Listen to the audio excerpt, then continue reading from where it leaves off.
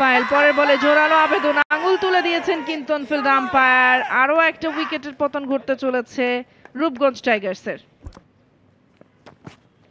Around the উইকেটে একেবারে অন্টো রাখতে চেয়েছিলেন, খানিকটা ব্যাটার বিভ্রান্তও হয়েছেন, অন সাইডে হালকা হাতে ঠেলেছেন নোরান।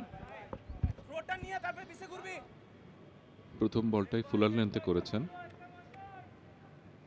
মেহেদী হাসান, এই প্রান্ত থেকে বল করছিলেন টাইলক্স এন্ড থেকে, সেই যে কিন্তু আসাদুজ্জামান পায়েল এসেছেন অনুপ্রান্তে বসুন্ধরা সিমেন্ট এন্ড থেকে গত ওভারটা করেছেন আজুল হাকিম।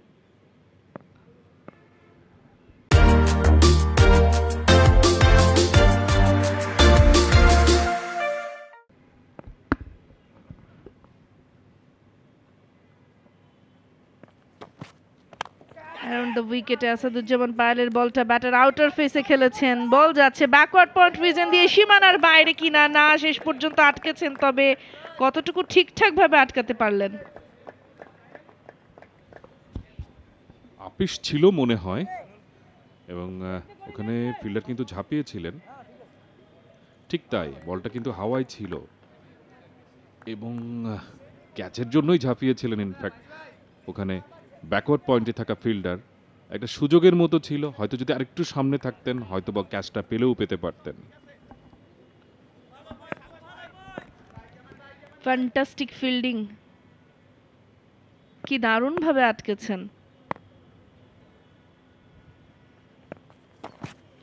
পরের বল ফুল লেন্থ স্ট্রেট ড্রাইভ, বোলারের কাছে গেল নো রান।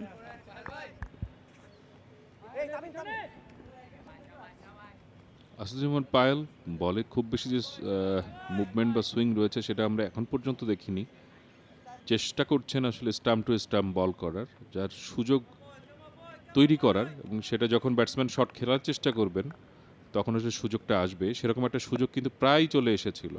আপিস একটা শট কিন্তু তিনি ব্যাকওয়ার্ড পয়েন্টে খেলেছিলেন ব্যাটসম্যান মইনুল, 12 রানে রয়েছে।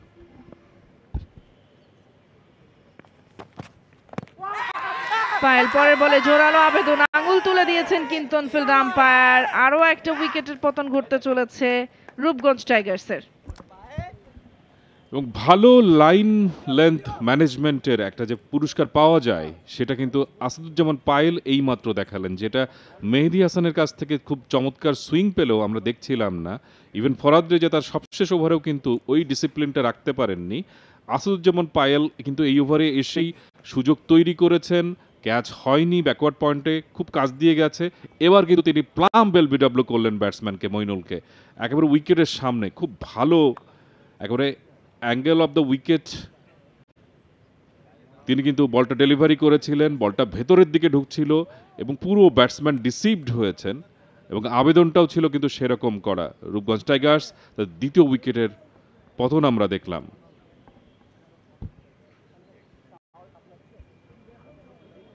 মইনুল ইসলাম 22 বল থেকে 12 রান নিয়ে ফিরছেন প্যাভিলিয়নে।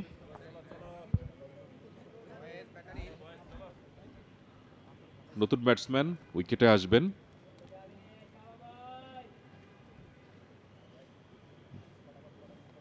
সকালে যে আর্লি সাকসেশনটা পেয়েছিল গুলশান ক্রিকেটারের বোলার ফিল্ডাররা, সেটা কিন্তু মনে হচ্ছিল মিলিয়ে যাচ্ছিল, আবারও তারা উইকেটে দেখা পেয়েছে বোলিং চেঞ্জ করে, এবং তাদের চৌথ বোলার হিসেবে বল করতে এসেছিলেন আসাদুজ্জামান পায়েল, এই মিডিয়াম পেসার, তিনি কিন্তু এলবিডব্লিউ আউট করেছেন মইনুল ইসলামকে, এবং ওয়ান ডাউন মইনুল তিনি প্যাভিলিয়নে ফিরে গেছেন। আরেক ওপেনার অমিত মজুমদার তিনি উইকেটে আছেন, তার সঙ্গে নতুন ব্যাটসম্যান হিসেবে এসেছেন আমিনুল জুনিয়র কিনা ক্যাপ্টেন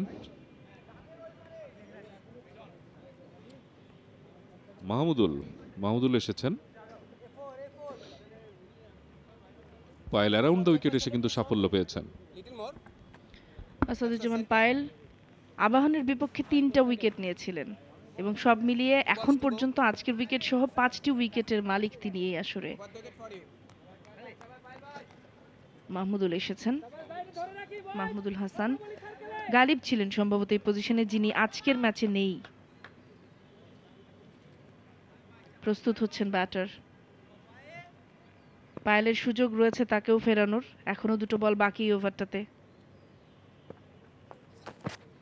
ওভার দ্য উইকেটে ব্যাক অফ লেন্থ, অফের অনেকটা বাইরেই ছিল, ব্যাটার লিভ করেছেন, রানের সুযোগ নেই। অভিজ্ঞ ব্যাটসম্যান মাহমুদুল হাসান সময় নিচ্ছেন, নেবেন উইকেটে। বড় একটা ইনিংস খেলার লক্ষ্য নিয়েই হয়তো এসেছেন। 11 নম্বর ওভারে দ্বিতীয় উইকেটের পতন ঘটেছে।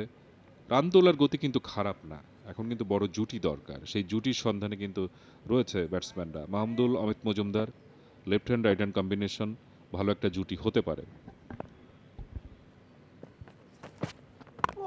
ওভার দ্য উইকেটে অফের উপরে পিচ করে ভেতরের দিকে ঢুকছিল, দেখে শুনে ব্যাক অফ এন্ডে খেলেছেন, রানের সুযোগ পাবেন না। ওভারের সমাপ্তি হলো 11তম ওভার শেষে 42 উইকেটে Rupganj Tigers. For more updates, subscribe to our YouTube channel and click on the bell icon. Follow us on Facebook and Instagram. Download T-Sports app to enjoy exciting games and highlights. Visit tsports.com.